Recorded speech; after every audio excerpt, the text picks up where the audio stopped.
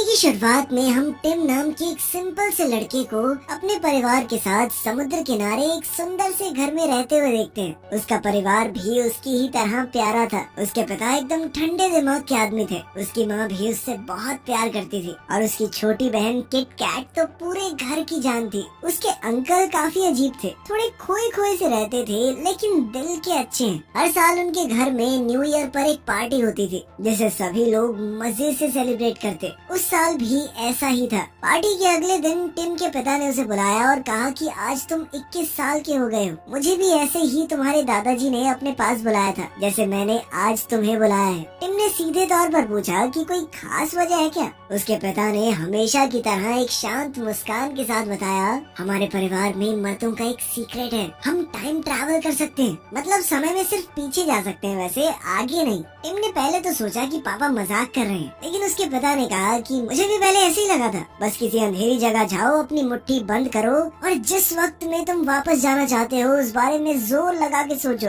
Tim ने सोचा कि अगर ये मजाक निकला ना तो पापा आपको कभी माफ नहीं करूंगा मैं। लेकिन अब उसका इंटरेस्ट तो जाग गया था। वो अलमारी के अंदर गया, मुट्ठी बंद की और कल रात की न्यू ईयर पार्टी के बारे में सोचने लगा। आँख खुली तो उसने देखा कि वो वही कपड़े पहने हुए था जो उसने पार्टी में पहने थे। बाहर से उसी म्यूजिक की आवाज आ रही थी। वो नीचे गया और पार्टी में वापस वही सब देखा जो कल हुआ था। इस बार उसने पिछले दिन वाली गलतियां नहीं दोहराई। फिर वो वापस अपने वर्तमान समय में लौट आया और पापा से मिलकर कहने लगा कि ये तो सच में काम करता है। उसके पिता ने मुस्कुराते हुए पूछा कि अब बताओ इस पावर का क्या करोगे तुम। टिम ने कहा कि सबसे पहले तो मुझे पैसा और फेम चाहिए। ये सुनकर उसके पिता ने तुरंत उसे रोका, ऐसा कभी मत करना, तुम्हारे दादा ने भी यही सोचा था। आखिर में उनके पास कुछ भी नहीं बचा। मैंने कभी भी किसी बहुत अमीर आदमी को खुश नहीं देखा। लेकिन टिम का कहना था कि अगर पैसा मिल जाए तो जिंदगी भर काम नहीं करना पड़ेगा। उसके पिता ने बड़ी सादगी से जवाब दिया कि काम से कभी मत भागो। तुम्हारे अंकल को देखो, उन्होंने भी सोचा था कि टाइम ट्रैवल सब कुछ सॉल्व कर देगा, और क्या वो ऐसा कर पाए? आज उनकी हालत कितनी बुरी है सब जानते हैं। टिम उनकी बातों को ध्यान से सुन रहा था। फिर उसके पिता ने एक आखिरी बार उसे कहा कि इस ताकत को किसी खास चीज के लिए इस्तेमाल करो, किसी ऐसे काम के लिए जो वाकई जरूरी हो। अब टिम ने सोचा कि मैं इस ताकत को सबसे पहले प्यार ढूंढने के लिए इस्तेमाल करूंगा। कुछ वक्त बाद टिम की छोटी बहन किट कैट का बॉयफ्रेंड जिमी एक लड़की को घर लाया। इसका नाम था शार्लेट। वो 2 महीने के लिए उनके साथ रहने आई थी। शार्लेट देखने में बहुत खूबसूरत थी। टिम का दिल तुरंत उस पर आ गया। उसने हर तरह से उसका दिल जीतने की कोशिश की। उसके साथ टेनिस खेला, घूमने गया, वक्त बिताया। अब जब शार्लेट का वापस जाने का वक्त आया तो टिम उसके कमरे में गया और उससे अपने प्यार का इजहार किया। लेकिन शार्लेट ने कहा कि काश तुमने 1 महीना पहले ये कहा होता तो शायद कुछ हो सकता था। लेकिन ये बहाना टिम के आगे चलने वाला नहीं था। टिम तुरंत अपनी अलमारी में जाके 1 महीना पीछे पहुंच गया और फिर शार्लेट से उसी तरह अपने प्यार का इजहार किया। इस बार शार्लेट ने स्माइल करते हुए कहा, काश तुम ये बात 1 दिन पहले पूछते। उसका ये बहाना सुनकर टिम समझ गया कि चाहे वो कितनी बार भी पास्ट में चला जाए, शार्लेट उससे प्यार नहीं करती। उसने अपने दिल पर पत्थर रख के ये मान लिया कि टाइम ट्रैवल से भी वो किसी का दिल नहीं बदल सकता। अगले दिन शार्लेट चली गई और कुछ दिन बाद टिम भी लंदन चला गया लॉ की प्रैक्टिस शुरू करने और प्यार ढूंढने के लिए। वहाँ उसने अपने पिता के एक दोस्त के साथ रहना शुरू किया,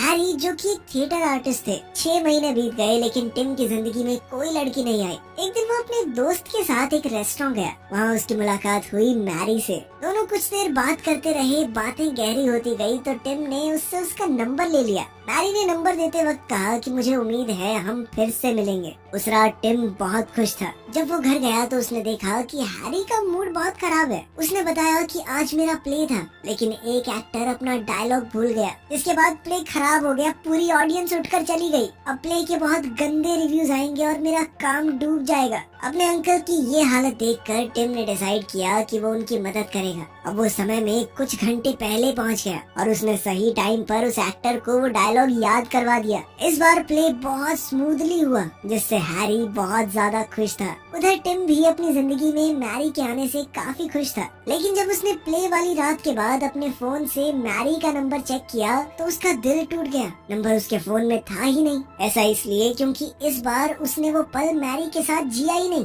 जब उसे मैरी के साथ मिलना था तब तो वो उस एक्टर को लाइनें याद करवा रहा था। अब टिम सोचने लगा कि मैं वक्त में वापस कैसे जाऊं। अगर मैं वापस गया तो अंकल का प्ले फ्लॉप हो जाएगा। वो मजबूर था क्योंकि दोनों चीजें एक ही वक्त पर हो रही थी। अब उसके पास मैरी का कोई कांटेक्ट नहीं था।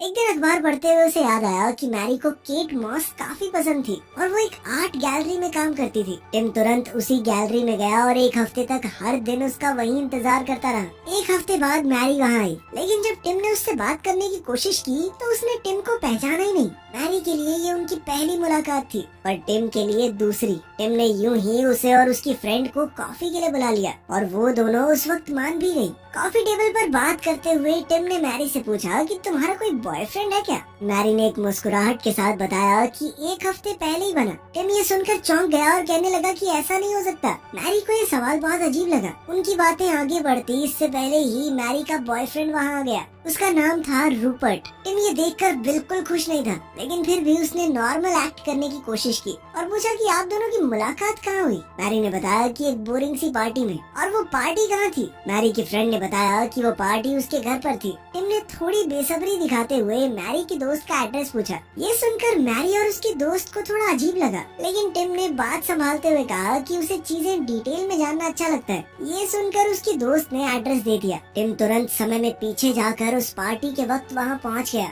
जब वो वहाँ पहुँचा तो पार्टी चल रही थी, पर रूपर्ट अभी आया नहीं था। मैरी एक कोने में अकेली खड़ी थी। वो थोड़ी उदास लग रही थी। टिम उसके पास गया और उससे वही बातें करने लगा जो उसे पसंद थी। मैरी के लिए वो उससे पहली बार मिल रहा था, लेकिन वो मैरी से 2 बार पहले मिल चुका था। उसने कहा कि मुझे भी केट मॉस बहुत पसंद है और मुझे पता है तुम इस पार्टी में बोर हो रही हो। मैरी थोड़ा हैरान हुई, पर उसकी बातों से इम्प्रेस हुई। उसने भी कहा कि हाँ, ये पार्टी बहुत बोरिंग है, कहीं बाहर चलेंगे। वो दोनों पार्टी से बाहर निकल गए। उधर बेचारा रूपर्ट अब एंट्री ही मार रहा था पार्टी में, लेकिन वो कहाँ जानता है जो उसकी गर्लफ्रेंड बनने वाली थी उसे तो कोई और ही ले गया।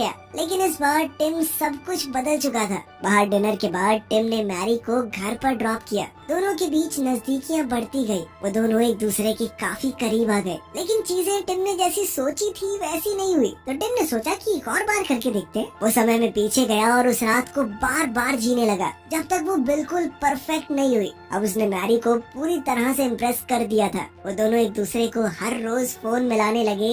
समय के साथ उनका प्यार गहरा होता गया। टिम को ये महसूस होने लगा कि मैरी ही वो लड़की है जिसके साथ वो अपनी जिंदगी गुजार सकता है। कुछ वक्त बाद टिम ने मैरी को शादी के लिए प्रपोज कर दिया। मैरी ने बिना किसी झिझक के हाँ भी कह दिया। टिम ने मैरी को अपने घर ले जाकर अपने परिवार से मिलवाया। सभी ने मैरी को बहुत पसंद किया। डिनर टेबल पर जब सभी लोग बैठे थे तो टिम ने कहा कि हमने फैसला लिया है, हम शादी करेंगे। ये सुनते ही उन सबके बीच खुशी की लहर दौड़ पड़ी। साथ ही टिम ने सबको ये भी बताया कि वो बाप बनने वाला है। इनका सही है, शादी हुई नहीं, बाप पहले बन जाते हैं। शादी का दिन आया और बहुत सारी चीजें बिगड़ी। कभी बारिश होने लगी, कभी कुछ लोगों की स्पीच में गड़बड़ हो गई। टिम को पर्सनली इन चीजों से ज्यादा फर्क नहीं पड़ता था, लेकिन वो चाहता था कि मैरी को उसके सपनों की शादी मिले और इसीलिए वो बार बार टाइम ट्रैवल करके सब कुछ परफेक्ट बनाता गया और आखिरकार शादी पूरी हो गई। शादी के बाद टिम और मैरी की एक बेटी हुई। दोनों उससे बहुत प्यार करते थे। टिम की जिंदगी बहुत अच्छी चल रही थी। उसने समय में पीछे जाना काफी कम कर दिया था, क्योंकि अब उसे चीजें ठीक करने की जरूरत ही नहीं पड़ती थी, क्योंकि उसके हिसाब से उसकी जिंदगी में सब कुछ परफेक्ट था। एक दिन टिम की बेटी का जन्मदिन था। पूरा परिवार उनके नए घर में इकट्ठा हुआ, लेकिन किट कैट टिम की छोटी बहन अभी तक नहीं आई थी। जब टिम ने किट कैट की जगह उसके बॉयफ्रेंड जिमी को देखा तो वो चौंक गया। टिम ने उससे पूछा कि किट कैट कहाँ है? जिमी ने उदासी से बताया कि उसने शराब पी रखी थी, हम दोनों का झगड़ा हुआ था, उसके बाद वो कार लेके चली गई, मुझे नहीं पता वो कहाँ गई है। टिम परेशान हो गया और कुछ देर बाद उसे पता चला कि किट कैट का एक्सीडेंट हो गया है। उसके चेहरे पर चोटों के निशान थे। उसने पहली बार ये महसूस किया कि वो अपनी जिंदगी में इतना बिजी हो गया था कि उसने अपनी बहन की तकलीफों पर ध्यान ही नहीं दिया। किट कैट अंदर से टूटी हुई थी। सभी रिश्ते बस उसकी जिंदगी को खराब ही कर रहे थे। वो डिप्रेशन में जाकर बहुत दारू पीने लगी थी। थोड़े समय बाद किट कैट ठीक होने लगी। टिम ने उसका हाथ पकड़कर कहा कि मेरे लिए जितनी जरूरी मेरी पत्नी है उतनी ही जरूरी तुम भी हो। उसने किट कैट को अपना सीक्रेट भी बताया कि मैं टाइम ट्रैवल कर सकता हूँ। ये बात उसने किट कैट को उसका भरोसा जीतने के लिए बताई थी। उसने किट कैट से कहा कि तुम पास्ट में जो कुछ भी बदलना चाहती हो मैं बदल सकता हूँ, मैंने ऐसा अपने लिए बहुत बार किया है। उसने फैसला लिया कि वो अपनी बहन को एक नया मौका देगा। उसने किट कैट का हाथ पकड़ा और कहा चल मेरे साथ। अब वो दोनों अलमारी के पीछे छुपे अंधेरे में चले गए। किट कैट को अब भी लग रहा था कि ये सब कुछ एक मजाक है। टिम ने उस दिन कुछ अलग ही करने का फैसला लिया। उसने अपनी बहन का हाथ पकड़ा और उसे सीधा समय में पीछे उसी न्यू ईयर की पार्टी में ले गया। उसने धीरे से कहा कि ये वही रात है जिसने तुम्हारी जिंदगी को पलटा था। किट कैट थोड़ी कंफ्यूज थी, उसके चेहरे पर बेचैनी थी, लेकिन उसने टिम का हाथ छोड़ा नहीं। दोनों उस पार्टी के एंट्रेंस पर खड़े थे। म्यूजिक जोर से बज रहा था, लोग डांस कर रहे थे। थोड़ी देर बाद जिमी अपनी फ्लर्टी अदाओं के साथ ऐसे आया जैसे उसे दुनिया की कोई परवाह ही न हो। उन्होंने देखा कि जिमी किसी और लड़की के साथ फ्लर्ट कर रहा था। पहले तो किट कैट कंफ्यूज थी, लेकिन फिर उसके चेहरे पर गुस्सा दिखने लगा। उसने आगे बढ़कर जिमी के पास जाकर बिना कुछ सोचे समझे एक जोर का थप्पड़ उसके गाल पर जड़ दिया। जिमी चौंक गया। उसे समझ नहीं आ रहा था कि उसे थप्पड़ क्यों पड़ा है। किट कैट कुछ देर तक उसे देखती रही, लेकिन कुछ कहा नहीं।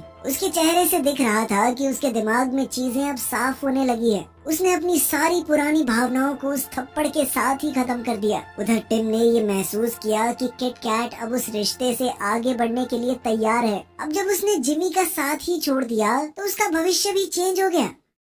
थोड़ी देर बाद वो लोग वर्तमान समय में वापस आ गए तो टिम ने देखा कि किट कैट बहुत शांत लग रही थी। उसकी आंखों में एक सुकून था। अब किट कैट उसके एक नजदीकी दोस्त जी के साथ थी। जी एक बहुत ही अच्छा लड़का था। टिम ने देखा कि अब उसकी बहन वाकई में खुश थी। टिम ये सोचकर बहुत खुश था कि उसने फाइनली अपनी बहन की जिंदगी को पूरी तरह ठीक कर दिया है। लेकिन उसकी खुशी ज्यादा लंबे समय तक चली नहीं। जब टिम अपनी बेटी पॉसी के पास गया तो उसने देखा कि वहाँ पर पॉसी थी ही नहीं, बल्कि उसकी जगह एक लड़का था जो उसी का बेटा था। ये देखकर अब टिम का दिल ही बैठ गया। वो समझ गया कि वो किट कैट की जिंदगी बदलने के लिए पॉसी के पैदा होने से पहले चला गया। तो अब उसकी जिंदगी इतनी बदल चुकी थी कि उसकी बेटी कभी पैदा नहीं हुई। उसकी जगह एक लड़का पैदा हुआ जिसे वो जानता तक नहीं, क्योंकि उसने उसके साथ कोई पल ही नहीं बिताया। उसके चेहरे पर घबराहट थी। उसने तुरंत मैरी के पास जाके पूछा कि पॉसी कहाँ है। मैरी ये नाम सुनकर सोच में पड़ गई, क्योंकि पॉसी नाम की उनकी कोई बेटी थी ही नहीं।